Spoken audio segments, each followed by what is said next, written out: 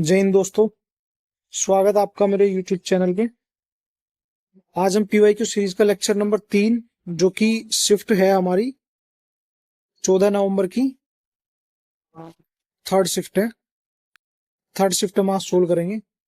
First shift और second shift हमने solve कर ली थी। तो वही बात है जो मैं पिछले वीडियो में मैंने बोली थी कि जब भी क्वेश्चन स्क्रीन पे आए तो उसको पहले एक बार देखना। ऐसा नहीं है कि ठीक है ये बंदा सोल्व करेगा तभी हम सोल्व करेंगे, ऐसा नहीं करना। उसको पहले देखना है, खुद से करना है। होता है ठीक है, वरना फिर जो मैं बताता हूँ उसको तो देखना ही है। ठीक है, देखो ये क्वेश्चन आगे टाइम एंड वर्क का जो मैं आपको बता रहा था कि यही है इसका PYQ शिफ्ट सोल्व करने का जो मोटिव है, वो यही है कि चीजें रिपीट होती हैं। टारगेट हमें मिलता है कि यार ये हमारे टारगेटेड एरियाज है, यहीं पे हमें मेहनत करनी है। तो हो गया क्वेश्चन रिपीट पहले। अब ये डिफरेंट टाइप है, ये अलग टाइप है इसका। थर्ड क्वेश्चन को क्या बोल रहा है, इफ 4 men और 8 women can do a work in 12 days, then in how many days can 9 men and 6 women do the same work। ठीक है, बोल रहा है कि जो, एक सेकंड उसको छोटा कर लेता है। हाँ ठीक है, ये बोल रहा है कि 4 पुरुष या 8 महिलाएं किसी काम को 12 दिन में कर सकती हैं। या बोल रहा है, ये नहीं बोल रहा और, ये बोल रहा है 4 पुरुष या 8 महिलाएं। या तो इसमें या तो इसमें 4 आदमी लगा दो या फिर 8 वुमेन लगा दो। इसको करना कितने दिन में, 12 दिन में ही करना है। ठीक है, अब आप इससे क्या समझ रहे हो कि भाई या तो 4 आदमी काम पे लगा दें या फिर 8 वुमेन लगा दें, करने उसको 12 डेज में है। तो यहां से इनकी एफिशिएंसी, ये इनका टोटल वर्क तो इनका बराबर है ही, मतलब इनके दिन बराबर है, तो इनको हम ऐसे बराबर में लिख लेंगे। यहां से हम क्या करेंगे, इनकी एफिशिएंसी निकाल लेंगे। मैन डिवाइडेड बाई, ये कट जाएगा आपस में 4 से 8। तो ये इनका एफिशिएंसी का रेशो आ गया, मैन इज टू वुमेन। यहां से ये एफिशिएंसी का रेशो आ जाएगा। जहां पे एक दिन में एक आदमी 2 यूनिट काम कर रहा है, वहां पे एक औरत एक दिन में 1 यूनिट काम कर रही है। ठीक है, अब ये मैं क्या बोल रहा है कि 9 पुरुष और 6 महिलाएं उसी दिन को कितने, उसी काम को कितने दिन में करेंगे। देखो यहाँ पे पहले हमें सबसे पहले निकालना पड़ेगा total work. Total work total work निकालने के लिए हम क्या करेंगे कि यहाँ पे क्या बोलते हैं, 4 आदमी 12 दिन में कर रहे हैं ना। अब एक आदमी की एफिशिएंसी क्या है, 2 है, तो 4 गुना 2 इंटू 12। भाई एक आदमी एक दिन में 2 यूनिट बना रहा है, तो 4 दिन में कितनी हो जाएगी, 8 हो जाएगी। 4 दूनी 8, और 12 यूनिट जो है इसकी, मतलब 12 दिन में कर रहा है इसको टोटल, डिवाइडेड बाय। अब यहाँ पे जैसे 9 मैन प्लस 6 वुमेन है ना ये, तो इनको कर देंगे मैन के साथ मैन की एफिशिएंसी डाल देंगे, वुमेन के साथ वुमेन की। 4 into 2 into 12 divided by 9 man, तो 9 दूनी 18 प्लस 6, तो ये 8 गुना 12 डिवाइडेड बाई 18 और 6 कितने होते हैं, 24। 12 दूनी 24, 2 चौक 8। तो क्या आ जाएगा, 4 डेज अपना आंसर आ जाएगा। 4 डेज में इसको कर लेंगे पेपर। ठीक है, समझ गए होगे आप। देख, चलो नेक्स्ट क्वेश्चन पे चलते हैं। देखो एक बार क्वेश्चन को, स्क्रीन को पॉज करो, करने की कोशिश करो, नहीं होता है मैं बताता हूँ। चलो आओ क्वेश्चन पे। ये बोल रहा है कि the selling price of 32 items, ये क्या हो रहा है भाई, क्या बोल रहे हैं, the selling price of 32 items is equal to the cost price of 42 items, है ना।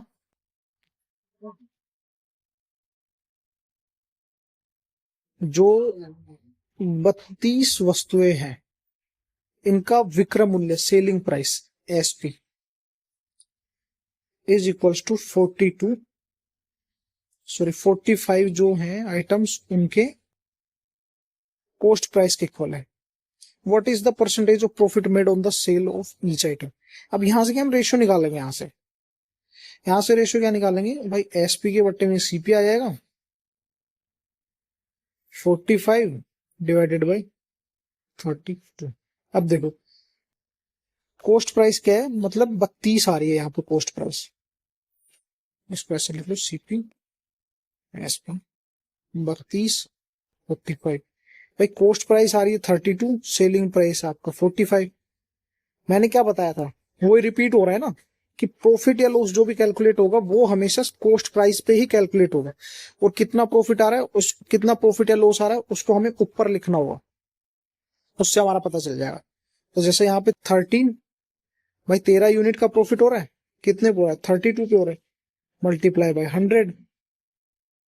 इसको कर लेंगे हम, ये मल्टीप्लाई 4 32, एक 25, 25 थी 75, 5 7 25, और 7 कितना हो गया, 32 डिवाइडेड बाई 8, 8 चौक 32, ये जीरो आ जाएगा। और 40, चलो 40 पे ये सारे, तो 5 रहे, 8 में 8 छिके 48.6। यहाँ पे 0.6 सिर्फ एक फोर्थ ऑप्शन पे आ रहा है, तो अपना डी ऑप्शन अपना राइट आंसर हो गया। ठीक है, नेक्स्ट क्वेश्चन पे चलते हैं। क्या बोल रहे हैं, a person divides his properties so that his wife share to his daughters and the daughter share to his son are both in the ratio of 1:4। ये बोल रहा है कि, इसने बोल रहा है कि पत्नी के हिस्से और पुत्री के हिस्से का अनुपात तथा पुत्री के हिस्से और पुत्र के हिस्से का अनुपात दोनों 1:4। देखो लिखने से समझ आएगा, ऐसा समझ नहीं आएगा। वाइफ इज टू डॉटर, ये है 1:4। फिर बोल रहा है कि पुत्री का और पुत्र का ये रेशियो भी 1:4 ही है। ये बोलना चाह रहा है। इसको इधर मल्टीप्लाई कर देंगे, इसको इधर कर देंगे, ये 16 हो जाएगा, ये 4 हो जाएगा, ये 1 हो जाएगा। ठीक है, अब क्या बोल रहा है ये कि यदि पत्नी को पुत्र से 5,000 रुपए कम मिलते हैं, भाई ऑब्वियसली कम मिलेंगे, क्यों, क्योंकि यहाँ पे जो सन है, सन का 16 आ रहा है, वाइफ का 1 आ रहा है, तो ये यूनिट्स में देखेंगे तो 15 यूनिट्स का गैप है। ठीक है, और रुपीज में देखेंगे तो 5,000 का गैप है। अब ये क्या बोल रहा है, पूरी संपत्ति का मूल्य रुपीज में क्या है। भाई जब 5,000 15 यूनिट्स की वैल्यू है, तो अपन को निकालना है पूरे का, पूरे कितना है, 16 + 4 + 1 कितना हो रहा है, ये 21 हो रहा है ना। 21 निकाल देंगे, 3 × 5 = 15, 3 × 7 = 21, ये 5 एकम 5, तो कितना हो जाएगा, 7,000 आपका टोटल आ जाएगा। चलो नेक्स्ट क्वेश्चन पे चलते हैं। करो, इसको करने की कोशिश करो। देखो ये एलसीएम एचसीएफ आ गया, मैंने एक फॉर्मूला आपको लिखवाया था, अभी मैंने क्वेश्चन नहीं पढ़ा, लेकिन मैं आपको बता देता हूँ, सेम वही फॉर्मूला इसमें रिपीट होना है। पहले मैंने क्या बताया था, HCF into LCM into number 1 number 2, ये बताया था ना। इसको ए या बी भी लिख सकते हैं। देखो ये उसी से होने वाला है जहां तक मुझे, दो संख्याओं का एलसीएम उनके एचसीएफ का 12 गुना है। भाई ये एलसीएम, ये एचसीएफ, एलसीएम क्या है, एचसीएफ को 12 मान लेते तो ये 12x हो गया।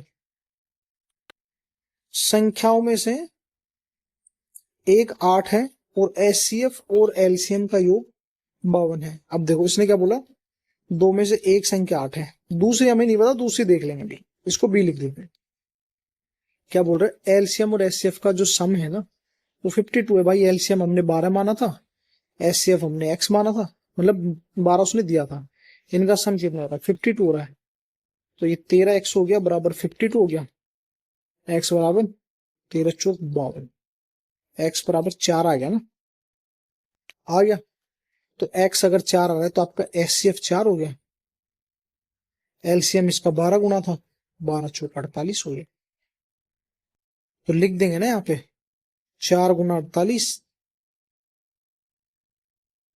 बराबर 8 × b, तो 8 × 6 = 48, तो b बराबर 6 चौ, ये देखो ये दिक्कत कर देते हैं, 6 × 4 = 24, b बराबर, ये दिया है ना, डी आंसर आपका, डी ऑप्शन आपका करेक्ट हो जाएगा। फिफ्थ पे आयो,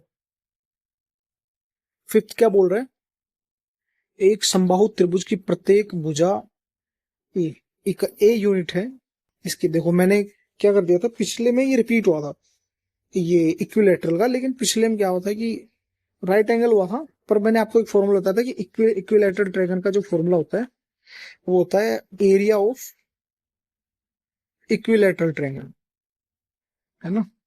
इसका मैंने आपको लिखा था √3/4 ए स्क्वायर।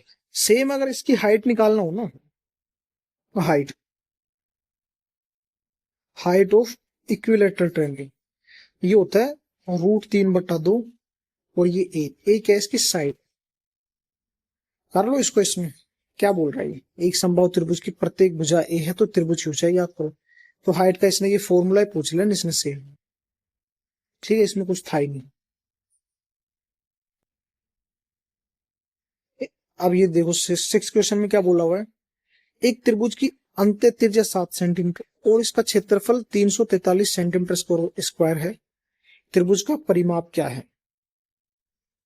देखो ये क्वेश्चन ये है क्या, दो टाइप के आता है, एक इन सर्कल होता है, एक सरकम सर्कल होता है। इन सर्कल त्रिभुज के अंदर सर्कल बनेगा, और जो सरकम सर्कल है उसमें त्रिभुज के बाहर सर्कल बनेगा।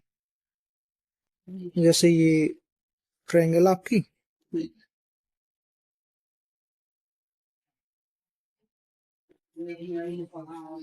ठीक है, ये ट्रायंगल है। अब जैसे इसमें मैंने बना दिया अंदर इस साइड पे सर्कल,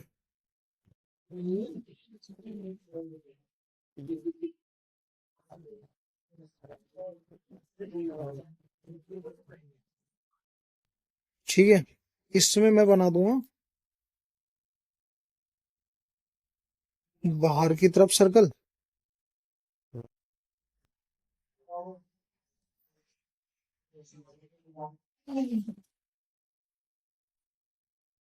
ठीक है। तो ये तो हो गया इन सर्कल, ये हो गया इन सर्कल, ये हो गया सरकम सर्कल। अब जो इसमें जो बताने की चीज है ना, वो देखो मैं क्वेश्चन करवाऊंगा, पहले आप इसमें जो सीखने की चीज है वो सीखो। सीखने की चीज ये है कि जो इन सर्कल रेडियस है, इधर ले आता हूं इसको,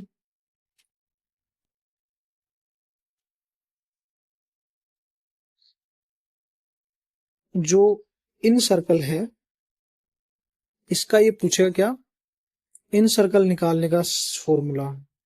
इन सर्कल को मैं छोटी आर से ले लेता हूँ, ये छोटी होती है।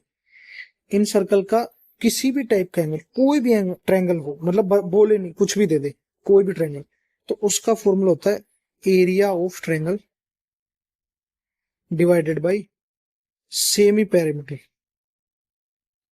Of triangle. ये है क्षेत्रफल डिवाइडेड बाय अर्ध परिमाप, ठीक है, इन सर्कल निकालने का। ये किसी भी ट्रायंगल, अगर उसने बोल दे राइट एंगल ट्रायंगल,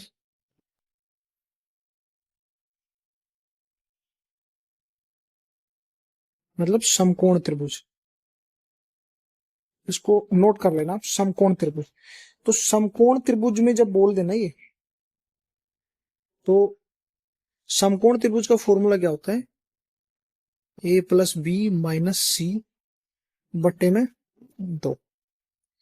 ए यहाँ पे क्या हो जाएगा, लंब हो जाएगा, ये आधार हो जाएगा जो बेस होता है, ये हाइपोटेन्यूज जो कर्ण होता है, हाइपोटेन्यूज, और ये बट्टे में 2, आर निकाल रहे, ठीक है। अगर इसके अलावा ये बोल दे इक्विलेटरल ट्रायंगल, मतलब समबाहु त्रिभुज, समबाहु त्रिभुज, तो समबाहु त्रिभुज जो है ना, इसका होता है आर बराबर a/2√3। ये शॉर्टकट है, अगर समबाहु बोल दे तो इससे भी हो जाएगा, ये जो मैंने जो डायरेक्ट फॉर्मूला दिया है ना, ये इससे भी हो जाएगा, लेकिन ये क्या, ये शॉर्टकट है। समबाहु आपको दे दे तो सिर्फ ए लिखने से और डिवाइडेड बाय 2/√3 करने से आपका शॉर्टकट हो जाएगा, इसलिए ये मैंने बताया। वरना आप अगर ये फॉर्मूला रख ले तो ये पैनेसिया है, ये हर जगह काम करेगा, इसकी कोई लिमिटेशन नहीं है। बाकियों की लिमिटेशन है कि वो रिस्पेक्टिव जो ट्रायंगल्स है उन्हीं में कम वर्क करेगा वो। अब जो ये आ रहा है सरकम सर्कल, भाई सरकम सर्कल का एक सेकंड फोन आ रहा है कुछ। जो सरकम सर्कल में है, इसको मैं बड़े आर से डिनोट कर देती हूँ। सरकम सर्कल में जो रेडियस निकालने का फॉर्मूला है वो होता है ए बी सी बटे 4a। भाई यहाँ पे जो ए है ना, ए है एरिया ऑफ ट्रायंगल, और ये ए बी सी है ये तीनों साइड का मल्टीप्लीकेशन। उसके अलावा जो ये बोल रहा है, अब जैसे मैंने वहां पे बताया था राइट एंगल का अलग बताया था, उसका अलग बताया इक्विलेटरल का, वैसे ही राइट एंगल ट्रायंगल में, राइट एंगल ट्रायंगल में इसका फॉर्मूला हो जाता है क्या, आर का, राइट एंगल ट्रायंगल में हो जाता है सी बटे 2। सी यहाँ पे है एच या फिर पाई, हाइपोटेन्यूज। और जो इक्विलेटरल ट्रायंगल है, समबाहु जिसको बोलते हैं, जिसकी तीनों साइड इक्वल होती है, उसका होता है ए बटा रूट 3। ठीक है, यहाँ पे मैं यही बोलूंगा कि ये जो मैंने फर्स्ट फॉर्मूला जो आपको लिखा है, ये आर बराबर A B C divided by 4 into area of triangle, ये रामबाण है, ये पेनिस है, ये हर जगह काम करेगा। लेकिन अगर शॉर्टकट दिख रहा है यार आपको राइट एंगल, अगर ये जैसे इसमें राइट एंगल ट्रायंगल वाला है हाइपोटेन्यूज डिवाइडेड बाई 2 ये लिखा हुआ है, तो आपको कैलकुलेशन नहीं करनी, कुछ भी नहीं करना, एरिया नहीं निकालना, शॉर्टकट है। सेम इक्विलेटरल का जैसे ए बाई रूट 3 है, तो ये शॉर्टकट है, तो कुछ नहीं है, साइड दिया उसको डिवाइडेड बाई रूट 3 कर दिया तो आपका डायरेक्ट आ जाएगा। तो उससे बचने के लिए मैंने ये लिखवाया। ठीक है, तो मैं आपसे एक्सपेक्ट करता हूँ कि आप दोनों तीनों चीजों को याद रखेंगे, उससे उसका आपका फायदा, एग्जाम में आपका टाइम बचेगा, जो फर्दर जो एक्स्ट्रा कैलकुलेशन है ना, वो आपको करने से आप बचोगे। ठीक है, अब हम चलते हैं अपने क्वेश्चन पे।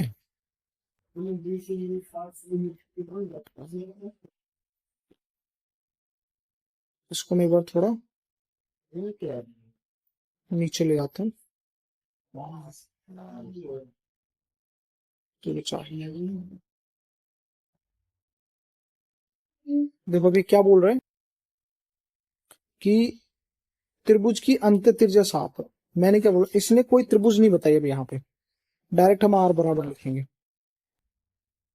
ए बट्टा इन सर्कल बताया ना मैंने, देखो इन सर्कल में यहाँ पे आर बराबर area of triangle divided by semi parameter of triangle.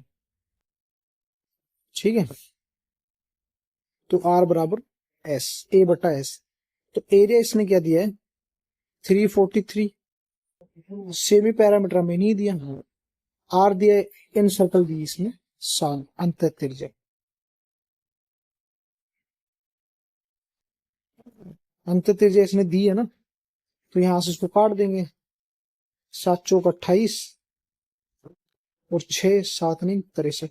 ये है सेमी पैरामीटर, अर्ध परिमाप। फुल निकालने के लिए हम इसको क्या करेंगे, 2 से मल्टीप्लाई कर देंगे, फिर 98 आपका आंसर हो जाएगा, ऑप्शन नंबर 8। ठीक है, समझ आ गया होगा। ये फॉर्मूले याद कर लेना, बहुत जरूरी फॉर्मूले से हैं, ये आपका टाइम बचाएंगे एग्जाम में। नेक्स्ट क्वेश्चन पे आ जाओ, क्या बोल रहा है ये, 2.5 वर्ष की अवधि के लिए, 2.5 वर्ष की अवधि के लिए 4.5% वार्षिक दर से 2,52,500 की राशि कितनी होगी यदि सिंपल इंटरेस्ट, सिंपल इंटरेस्ट देखो मैंने आपको एक फॉर्मूला लिखाया था स्टार्ट में, सिंपल इंटरेस्ट का S I is equals to, ये फर्स्ट डे की, फर्स्ट शिफ्ट का फर्स्ट क्वेश्चन का, पीआरटी डिवाइड, प्रिंसिपल हो गया, रेट हो गया, टाइम हो गया, इन तीनों का मल्टीप्लाई डिवाइडेड बाय 100। बहुत इजी क्वेश्चन, की राशि कितनी होगी यदि साधारण ब्याज पर, यहाँ पे ध्यान रखना है कंपाउंड अमाउंट मांग रहा है, यहाँ पे कंपाउंड मिश्र धन मांग रहा है, ब्याज प्लस प्रिंसिपल दोनों को मिला के मांग रहा है आपसे। ठीक है, तो ऐसा ही अपने को नहीं पता, प्रिंसिपल अपना है ये 2,52,500, रेट कितनी आपकी 4.5 है, टाइम कितना है 2.5 डिवाइडेड बाय 100 है, ये दोनों को मैं निकाल लेता हूं नीचे,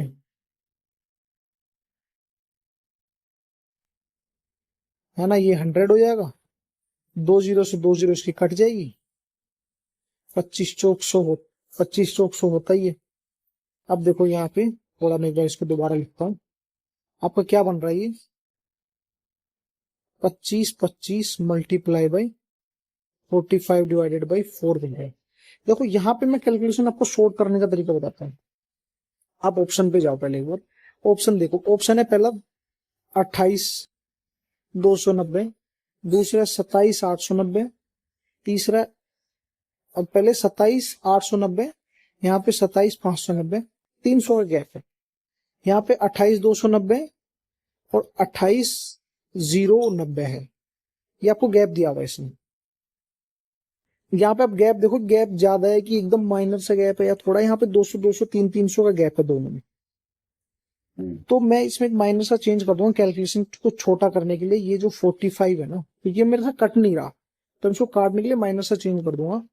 25 45 को मैं 44 कर दूंगा डिवाइडेड बाई 4। ये करने से ये क्या हो रहा है, ये मेरा वाला लगा है ना, 11 बन रहा है। तो वो क्या क्या है इसका? तो 11 बन रहा है ये। आप इसको क्या करो कि एक सेकंड, जो ये जो 11 बन रहा है ना, आप इसको हटा लो। जैसे जो 11 बन गया, आप इसको मल्टीप्लाई कर लो इससे। 11 पंजे 55, 5 आ गया, 11 दूनी 22 और 5 27, 7 2, 11 पंजे 55 और 57, 7 5, 11 दूनी 22 27। अब देखो, हाँ अब इसमें ये तो क्या आपका ये आया कंपाउंड, ये सॉरी इंटरेस्ट बना है ना, ये तो इंटरेस्ट बना है। अब इसमें अपन क्या कर देंगे, ऐड कर देंगे क्या, 2,52,500। ये आपका कितना बन रहा है, इसको देखोगे तो आप ये बन रहा है आपका 5 7 7 और 5 12 2 1 0 8। ये बन रहा है 280,275। देखो अब ये 27 वाले तो काट दो इनको, तो इनसे कोई मतलब ही नहीं है। 280,275 मैंने क्या किया था, माइनस सा कम किया था ना, तो ये 280,275 से बड़ा आएगा, क्योंकि मैंने 45 की जगह 44 लिखा था, 45 की जगह 44 लिखा था। अगर एक्चुअल में 45 होता तो थोड़ा मान, थोड़ी वैल्यू अपनी बड़ी आती।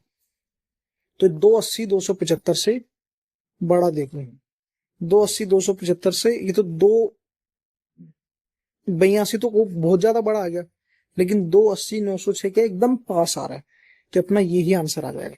आप ऐसा करना स्टार्ट करो, थोड़ा थोड़ा माइनर माइनर अपनी कैलकुलेशन को शॉर्ट बनाने के लिए उसको थोड़ा आगे पीछे करना स्टार्ट करो, अमाउंट को यूनिट डिजिट का इस्तेमाल करना सीखो। वहां पे यही चीजें हैं जो आपका टाइम बचाएंगी। आ जाओ नेक्स्ट क्वेश्चन पे। In how many seconds will a 210 metre long train travelling at a speed of 97 kilometre per hour come from behind and completely cross a 240 metre long train travelling. देखो यहाँ पे आता है relative speed का एक formula लग रहा है।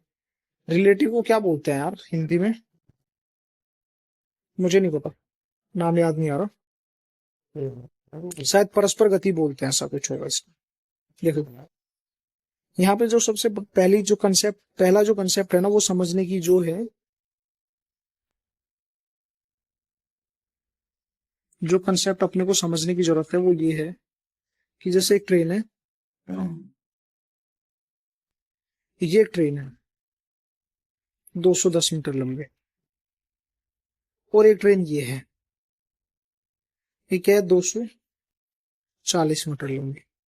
जब ये इसको क्रॉस करेगी ना, तो इसको कैसे क्रॉस करेगी, ये चल रही है चल रही है चल रही है, अब तो ये इसने टच किया है इसको, लेकिन जब ये क्रॉस करेगी ना, तो यहाँ पे क्रॉस नहीं करेगी, यहाँ पे क्रॉस करेगी। तो यहाँ पे क्रॉस करेगी, तो आप ये देखो जब इसने इसको क्रॉस किया तो क्या हो गई, टोटल लेंथ क्या हो गई 240 तो पिछली वाली ट्रेन की, और 210 इसकी खुद की। तो एक्चुअल में 450 मीटर जब ये डिस्टेंस कवर कर रही है ना, तब ये उसको क्रॉस कर पा रही है। ठीक है, और जब ये पीछे से आ रही है ना, इसके पीछे से जब ये ट्रेन आ रही है, जब इसके पीछे से आ रही है ना, तो ये 240 वाली जिस स्पीड से दौड़ रही है उसकी स्पीड लेस होने के बाद जो इसकी स्पीड बचेगी ना, जैसे भाई जैसे 240 वाली किससे दौड़ रही है, 79 किलोमीटर पर आवर से दौड़ रही है ना, और ये जो इसको क्रॉस करेगी वो दौड़ रही है 97 किलोमीटर पर आवर से। तो जैसे दो ट्रेनें आपस में चल रही है ना, तो ये इसको करेगी इन दोनों की स्पीड के गैप से इसको कवर पीछे छोड़ेगी। तो यहाँ पे जो इनका माइनस हो जाएगा ना, ये कितना आ रहा है, 18 किलोमीटर पर आवर। तो रिलेटिव स्पीड में क्या होता है, जब एक दिशा में चलती है तो स्पीड लेस हो जाती है। तो 450 मीटर जो है ना, वो ये 18 किलोमीटर पर आवर से इसको कवर करेगा। ठीक है, किलोमीटर पर आवर को मीटर पर सेकंड में चेंज करने के लिए 5/18, तो 450 में फिर 5 नाम 45, तो ये 90 सेकंड इसका आंसर आ जाएगा। ये 18/5 कैसे लिखते हैं मैं बता देता हूँ भाई। 18 है, ये क्या किलोमीटर पर आवर में ना, तो भाई किलोमीटर को मीटर में चेंज करोगे तो 1000 से मल्टीप्लाई कर दोगे, और आर को सेकंड में, घंटे को सेकंड में चेंज करोगे तो 3600 होते हैं घंटे। काट लो इसको, ये 5 हो जाता है, ये 18 हो जाता है। यही मैंने किया है यहाँ पे, 5/18। ठीक है, समझे। चलो आगे चलते नेक्स्ट क्वेश्चन पे। नेक्स्ट क्वेश्चन क्या बोल रहा है, एक पुस्तक का अंकित मूल्य 700 रुपए है, लेकिन खुदरा विक्रेता मतलब जो होलसेल है, रिटेलर जिसको बोलते हैं, वो 20% छूट मिलती है यदि रिटेलर विक्रेता को पुस्तक को मार्क प्राइस पर ही सेल करता है, तो प्रॉफिट परसेंटेज जाती है। The mark price of a book is 700, but the retailer जो दुकानदार है वो 20% का डिस्काउंट प्राप्त कर रहा है, और जब वो इसको बेचता है ना, तो मार्क प्राइस पे ही सेल कर रहा है, मतलब वो कोई डिस्काउंट नहीं दे रहा। उसको डिस्काउंट मिल रहा है वो ठीक है, लेकिन वो डिस्काउंट सामने वाले को नहीं दे रहा। मतलब क्या हुआ, यहाँ पे इसने परसेंटेज में पूछा, अपन परसेंटेज पे ही चलते हैं भाई। ये शॉपकीपर है, दुकानदार है, जैसे इसने 100 रुपए मार्क प्राइस था जो कोई भी आइटम था, इसने क्या किया, जब इसने परचेज किया ना, तो इसने 20% डिस्काउंट ले लिया। मतलब इसने क्या किया, 80 रुपए में इसको खरीद लिया। बट जब इसको सेल कर रहा है ना, सेल कर रहा है, तो ये बोल रहा है भाई मेरे को तो जितना मार्क प्राइस मिला था मैं उतने पे सेल करूंगा, मतलब 100 रुपए का इसको मार्क प्राइस था, 100 में ही सेल कर रहा है। 80 में खरीदा, 100 में बेच दिया, प्रॉफिट कितने का हो गया, 20 का हो गया ना। कितने पे, वही चीज आएगी, वही जो मैंने बोला, प्रॉफिट और लॉस कभी भी कैलकुलेट होगा वो कॉस्ट प्राइस पे ही होगा। इसकी कॉस्ट प्राइस 80 आ रही है भाई, ठीक है, तो 1/4 हो जाएगा, 25% इसका प्रॉफिट हो जाएगा।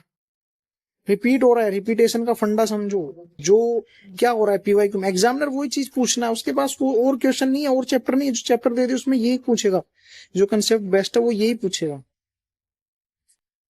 देखो क्या बोल रहा है नेक्स्ट क्वेश्चन में, a person loses 80% of his money and after spending 87% of the reminder he is left with 122 rupees. How much did he originally have. भाई उसके पास स्टार्टिंग में कितना पैसा था, 7 करोड़। एक व्यक्ति अपने धन का 18% खो देता है,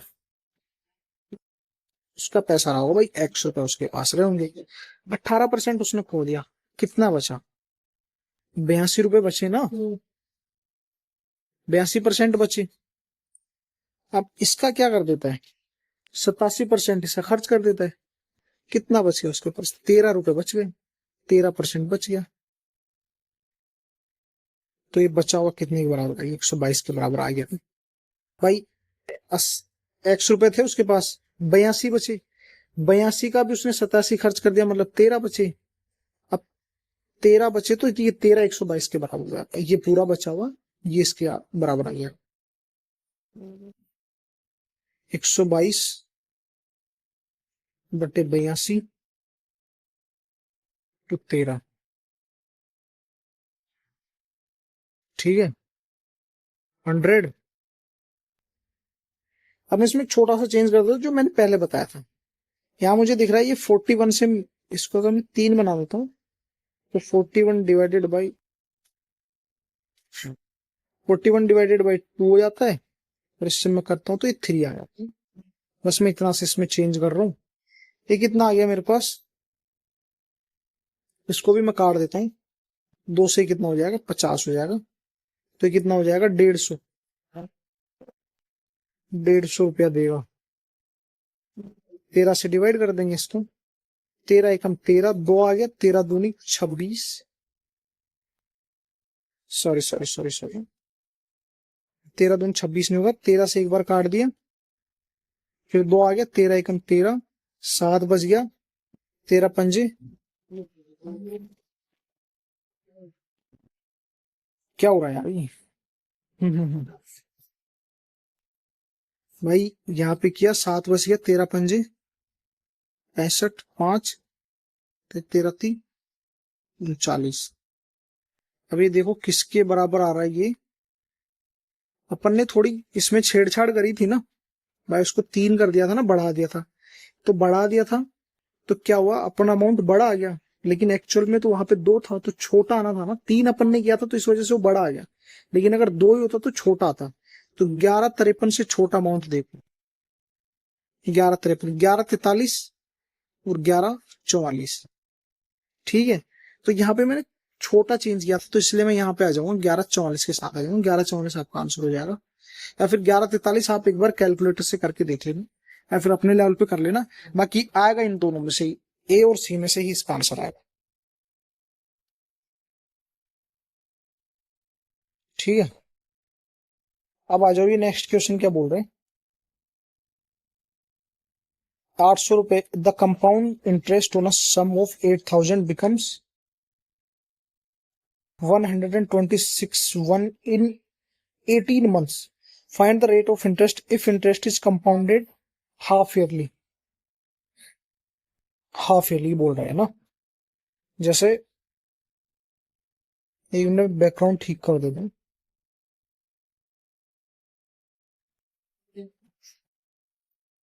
ठीक है, मुझे लग रहा अभी ठीक होगा ये, पहले क्वेश्चन दिख नहीं रहे आपको। अभी ठीक है।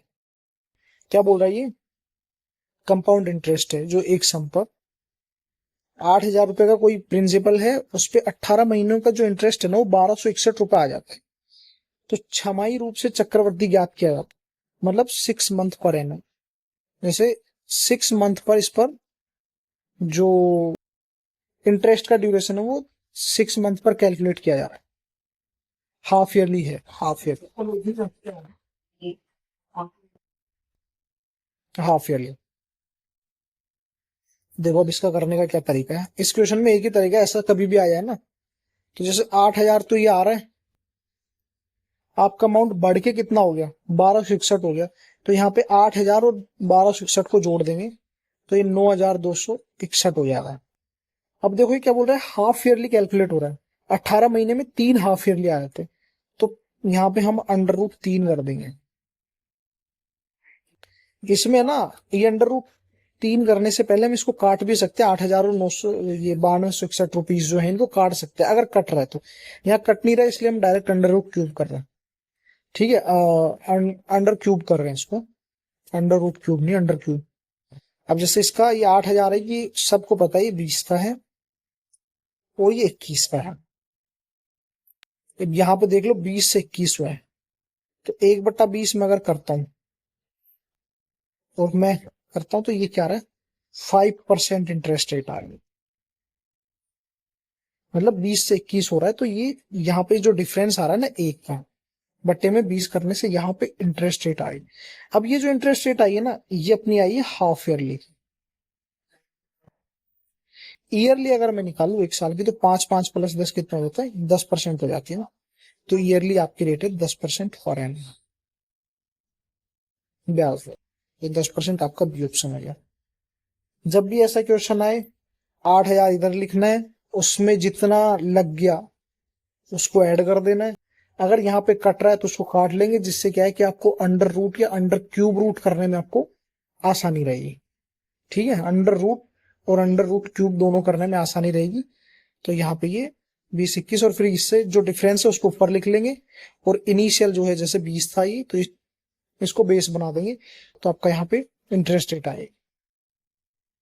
ठीक है, नेक्स्ट क्वेश्चन में चलते हैं। 18 और 24 दो लंबे तारों को बराबर लंबाई के टुकड़ों में काटा जाना है। देखो प्रत्येक टुकड़े की मैक्सिमम लेंथ क्या होगी, 2 wires 18 metre and 24 metre long are to be cut into pieces of equal length. Find the maximum length of each piece. देखो ये जो क्वेश्चन होते हैं ना, इनको आप किसी भी टीचर के पास चले जाओ, वो पढ़ा नहीं सकते इनको, क्योंकि ये ऐसे क्वेश्चन है भाई, इनका कोई पैटर्न नहीं होता, कुछ नहीं होता, ये समझ के बेसिस पे किए जाते हैं। देखो ये कैसे, ये ऑप्शन से होने वाला है, ऐसा नहीं होने वाला है, या फिर इस समझ से करो, समझ से करोगे टाइम लग जाएगा, ऑप्शन से करोगे वो इजीली हो जाएगा। भाई 18 मीटर का एक 24 मीटर का, दो आएगा।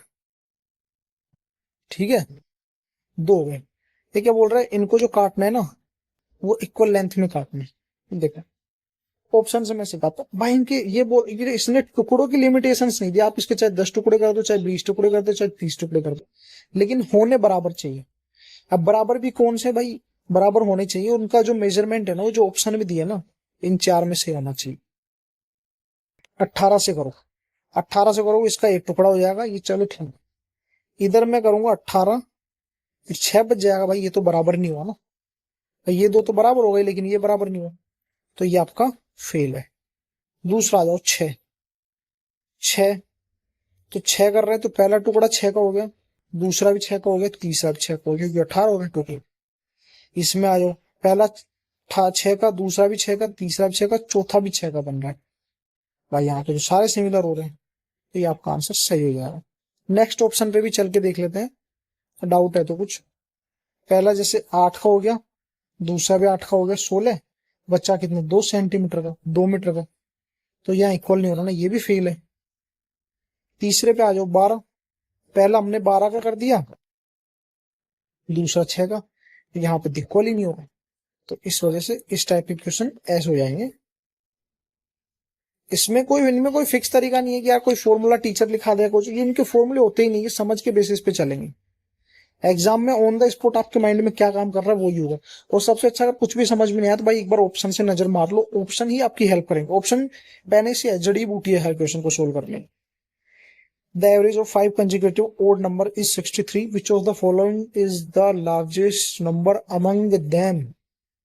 5 कंसेक्यूटिव ओड नंबर्स, 5 लगातार विषम संख्या, उनका जो एवरेज है वो 63 है भाई। देखो एक एक सीरियल बनाता है जो विषम संख्या होती है। विषम संख्या कैसे, जैसे 1 हो गया, 3 हो गया, 5 हो गया, 7 हो गया, एक के बाद एक आता है, तो हर एक के बीच में 2 है ना। 5 इसने बोले, अगर मैं पहली विषम संख्या ए मानता हूं, दूसरी मेरे को क्या माननी पड़ेगी, a+2, तीसरी क्या माननी पड़ेगी, a+4, चौथी क्या माननी पड़ेगी, a+6, और पांचवी क्या माननी पड़ेगी, a+8। क्यों, क्योंकि मैंने बोला कि हर विषम संख्या के बीच में, हर चाहे सम हो चाहे विषम हो, हर एक के बाद एक वाले में 2 का गैप होना ही होना है। 2, 4, 6, 8, देखो 2, 2, 2। अगर मैंने पहली ए मानी है तो दूसरी मेरे को a+2 माननी पड़ेगी, और इनका जो एवरेज है वो 63 है।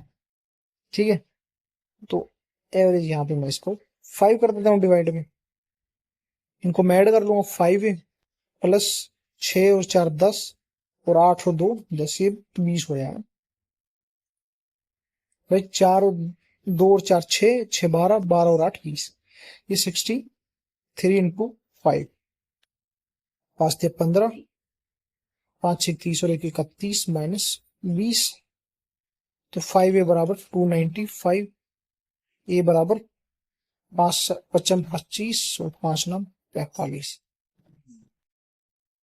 आ रहा है क्या ये कहीं पे, ये तो ऑप्शन में ही नहीं है।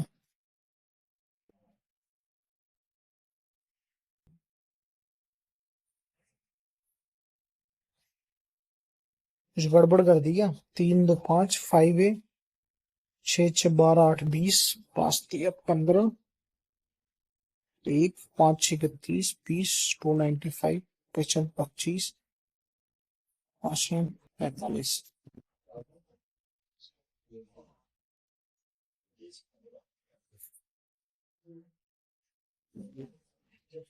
ठीक है, इसमें कुछ ना कुछ होगा, मिस्टेक होगा, बाकी इसका आंसर यही आना है 69। ठीक है, नेक्स्ट क्वेश्चन पे आए।